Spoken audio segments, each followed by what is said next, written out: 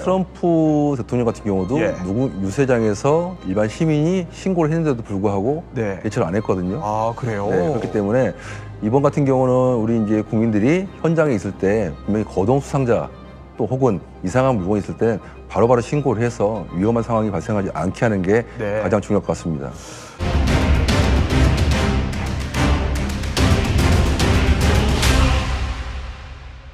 자, 저희 경호 전문가를 특별하게 모셔서 조금 더 구체적인 얘기를 해보겠습니다. 자, 곽성조 박사님 모셨는데 일단 특히 이번에는 가포 경호, 을호 경호 사실 이런 얘기가 나와요. 그러면 이 가포 경호와 을호 경호의 차이가 정확히 뭡니까? 이 가포 경호는 최고 등급의 경호를 얘기하는 것이고요. 네. 그다음에 그 다음이 이제 을호 경호입니다. 그래서 대통령을 지키는 경호처에 사는 것들이 이제 우리가 말하는 가포 경호라고 얘기를 하는 거고요. 그다음에 우리 국가의 사부 요인에 대한 경호를 을호 경호라고 우리가 알면 되겠습니다. 그렇군요. 그러면 이번에 대선 후보들 같은 경우는 어떤 등급의 경호를? 지금 현재까지는 을호 경호라고 되어 있는데요. 제가 볼 때는 앞으로 좀 더 위험성이 있다 그러면 예. 가포 경호까지도 등급을 올려야 된다고 생각을 합니다. 상황에 따라서 등급이 바뀔 수도 있다 이런 설명을 네. 해주셨는데 사실 경호 전문가니까 추가적으로 여쭤보면 저 손거울이 어느 정도 좀 도움이 됩니까? 이제 적용용품 같은 경우는 망원 렌즈를 사용해서 멀리에서 조준을 하게 돼 있습니다. 근데 여기서 앞에 렌즈가 있기 때문에 네. 거울을 비추게 되면 빛이 반사돼서 순간적으로 앞이 안 보이게 망원 렌즈의 그래요? 기능이 있습니다. 예, 그럼 저게 실제로 효과가 있는 거군요. 있습니다. 네. 그런데 사실 경호를 또 하시는 입장에서 생각을 해보면 이렇게 경호를 후보가 최소화하겠다 이럴 경우에는 좀 난감하지 않나요? 이럴 때 어떻게 경호를 해요? 이제 사실은 경호라는 게 네. 최악의 상황을 염두에 두고 경호를 투입하는 것인데 이렇게 대선 후보자분들 중에서 일반 국민들에 대한 이미지 때문에 안 하시려는 분들이 많이 있습니다. 예. 정치인들 중에서 이러한 경우에는 저희가 최소 인원으로 경호를 하다 보면 인력이 부족하거든요.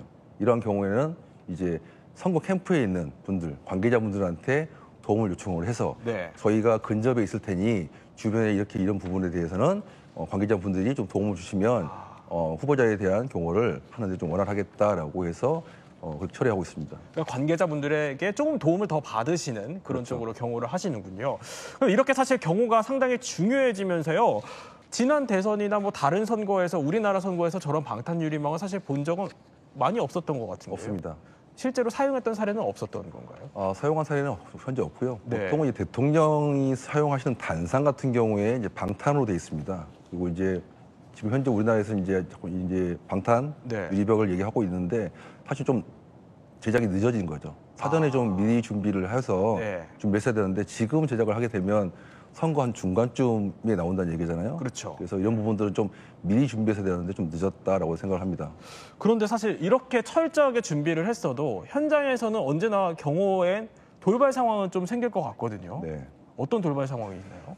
가장 흔한 게 이제 유권자분들께서 네. 대선 후보자와 악수를 하기 위해서 온다든지 아니면 뭐 선물을 주겠다, 뭐 꽃을 주겠다, 네. 아니면 내가 어떠한 거를 말하고 싶은 것들을 전달하기 위해서 접근하는 경우가 많이 있습니다. 근데 저희 경호원 현장에서 맡고 있더라도 무작정 이게 들어오거든요. 네. 밀고 들어오거든요. 아. 네, 그럼 저희 입장에서는 예. 그분들이 유권자이기 때문에 그렇죠. 막 대할 수 없거든요. 네. 그래서 최대한 거기서 이제 저희가 안 다치게 이제 밀고 들어오는 걸 막고 있는 거죠. 네. 그럼 기억나시거나 들어보셨던 사례 중에 좀 소개해 주실 만한 일화 같은 게 있으세요? 할머니 한 네 분께서 예. 현장에서 있으시다가 사진을 찍으시겠다고 계속 이렇게 밀고 들어오시는 거예요. 네. 저희가 근데 경찰 경호팀도 있고 경호원들도 있고 다 있는데도 불구하고 계속 경찰 분들한테도 나 들어가서 찍겠다. 예. 네가 뭔데 막느냐.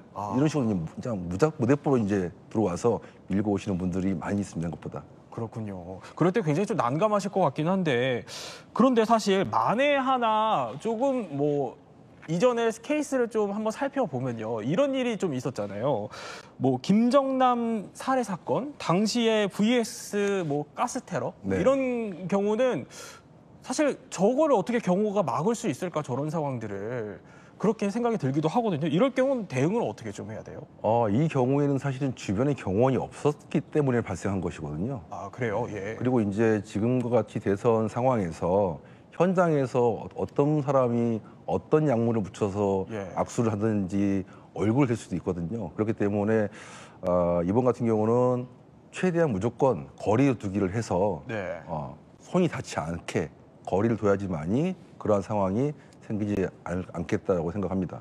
트럼프 대통령 같은 경우도 사실 유세 중에 소총 피격을 당했었잖아요. 네. 이럴 경우에는 경호의 책임도 있어 보이거든요. 뭐에 좀 실패가 있었을까요? 이거는 100% 경호의 책임입니다. 네. 예, 왜냐하면 위해를 가하려는 자들이 어디서 어떻게 할지 모르기 때문에 가장 기본적인 게 평면에서 그다음에 입체적으로 높은 곳에서의 어떤 테러 이런 부분들을 하게 되면 네.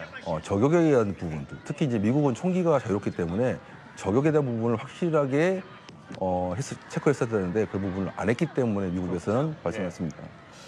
자, 사실 과거에도 우리 정치인들이 일종의 좀 테러의 대상이라고 해야 될까요? 이렇게 된 경우들도 종종 있었어요. 이런 일이 절대 재발되어서는 안 된다는 취지로 저희가 전해드리지만 그럼 이 부분을 짚어봐야 할 것 같습니다. 당시에는 왜 못 막았을까요?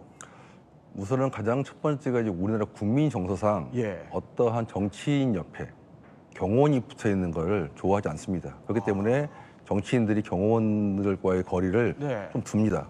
경호 원칙에 촉수거리 원칙이라는 게 있습니다. 네. 손을 뻗었을 때 닿아야 되는데 이런 부분들이 닿지 않았기 때문에 대응이 늦어져서 이러한 사건들이 발생했다고 봅니다.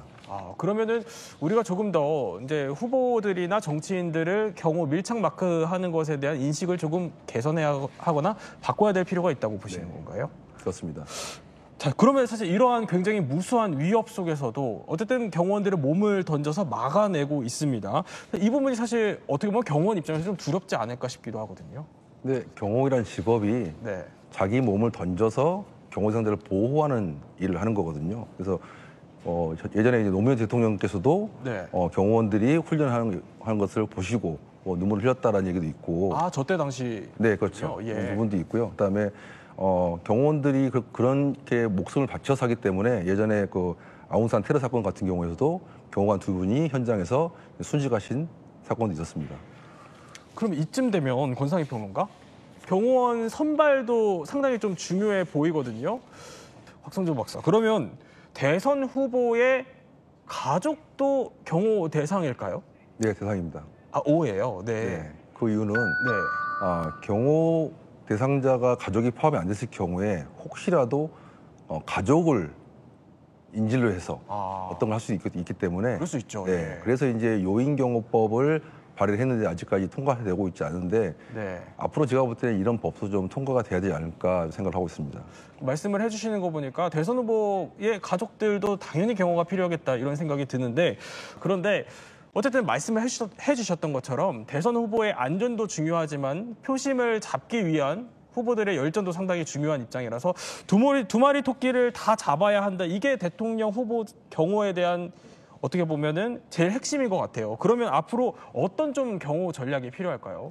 우선은 이게 지금 정치적으로 좀 혼란스러운 부분이 있기 때문에 네. 가장 중요한 것은 언론에서 지속적으로 이번 대선 같은 경우에는 테러에 대한 위협이 있기 때문에 군중에 모여 있을 때도 현장에서 안전을 조치하는 분들의 지시를 좀 따라주시고 그다음에 네.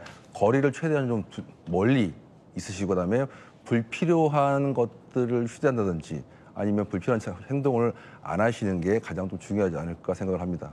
어떻게 보면은 유권자들이 도움을 줄 수도 있잖아요. 그렇죠? 네. 경호를 하는 데 있어서 유권자들이 좀 미리 조짐을 발견하거나 아니면 어떤 좀 수상한 상황이 생겼을 때 이럴 때는 좀 어떻게 대응을 하는 게 좋을까요? 그러니까 트럼프 대통령 같은 경우도 예. 누구 유세장에서 일반 시민이 신고를 했는데도 불구하고 네. 대처를 안 했거든요.